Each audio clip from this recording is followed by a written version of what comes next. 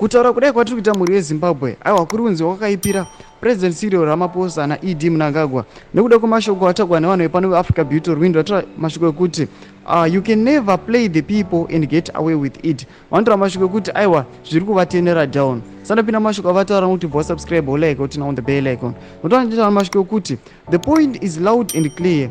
We are not sure if politicians get it.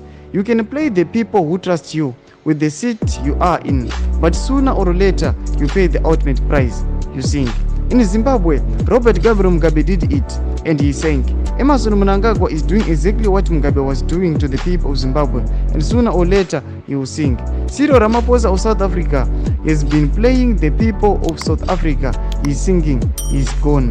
Politicians derive their power from the people. Serve the people and not yourselves. Mashoko advocatewa aiwa nevakomana muAfrica Beauty Wind vanoyatara mashoko apa hendo pavo vachiti aiwa all those people kana kuti maleaders vanotemba nevanhu kana vanotemba with the vote yevanhu and then vozokanganisira vanhu kana vozorega kuzodzoka back to the people who voted them to be on those places. Aiwa vanhu ivavo vachazongosinga. Saka chipotudzai mafungiro enyu munoti kudii pamusoro pemashoko avataura awa. Pindai comment section medu, subscribe, like, channel on the bell icon.